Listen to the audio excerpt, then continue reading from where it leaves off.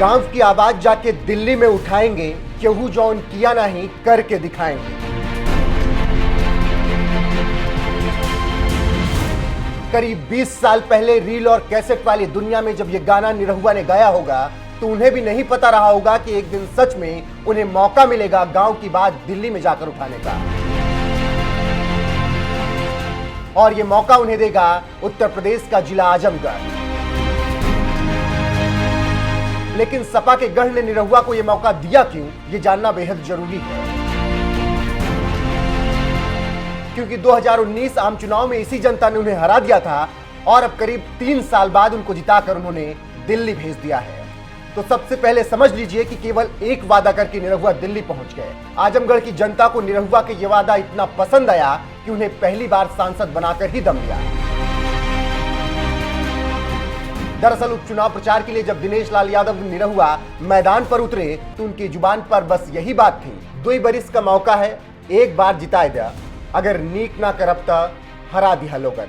मतलब निरहुआ कह रहे हैं कि 2 साल का मौका है, एक बार जिता दीजिए, अगर अच्छा नहीं किया तो अगली बार हरा दीजिएगा। निरहुआ ने यही कहते हुए उपचुनाव के दौरान चुनाव प्रचार किया और ऐतिहासिक जीत हासिल कर ली। निरहुआ का वादा ही आजमगढ़ की जनता के दिल में यूं बसा कि सपा का किला ढहा दिया। लेकिन यह भी सच है कि निरहुआ ने इस उपचुनाव के लिए जी जान लगा दी। वो लगातार जनता के बीच बने रहे, कैंपेन करते रहे। इसके अलावा आजमगढ़ में स्टेडियम, पार्किंग, सड़कें देने का वादा करके निरहुआ ने लोगों का दिल जीता और विकास की बात करके वो संसद पहुंच गए। चुनावी नतीजों की बात करें तो दिनेश लाल यादव ने आजमगढ़ लोकसभा सीट के उपचुनाव में मुलायम परिवार के धर्मेंद्र यादव को 8,679 वोटों से हराया। निरहुआ को कुल 3,12,768 वोट मिले। सपा के धर्मेंद्र यादव को 3,40,089 वोट मिले, जबकि बीएसपी के गुड्डू जमाली को 2,66,210 वोट मिले।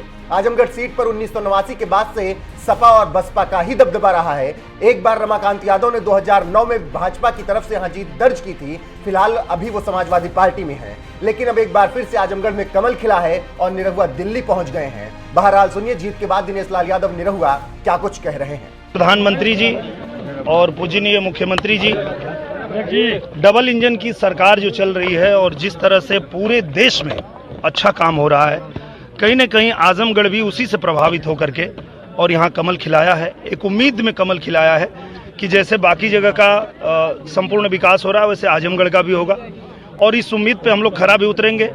अब आजमगढ़ कमल खिला है, इसे लेकर के हम जाएंगे अपने प्रधानमंत्री जी के पास, मुख्यमंत्री जी के पास, और उनसे विशेष आग्रह करेंगे कि हम लोग के पास समय कम है और काम ज़्यादा है, तो दोनों सरकार को, केंद्र सरकार को भी और हमारे उत्तर प्रदेश सरकार को भी आजमगढ़ पे फोकस करके और विशेष रूप से आजमगढ़ के लिए कृपा करके कार्य कराना पड़ेगा, तो ही उम्मीदों पे हम लोग खरे उतर पाएंगे जो आजमगढ़ की जनता ने उम्मीद से कमल खिलाया है। का ये मानना है कि सांसद जी का आवास भी आजमगढ़ जनपद में होगा? 100% होगा, आजमगढ़ में ही होगा।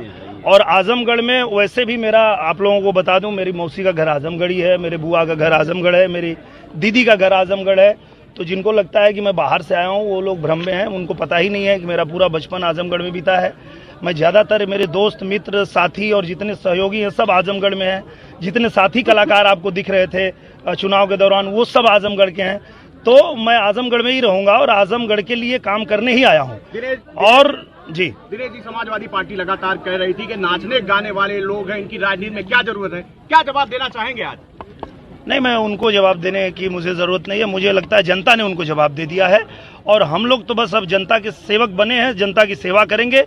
उनको जैसे जनता ने जवाब दिया है उनको जवाब मिल गया है।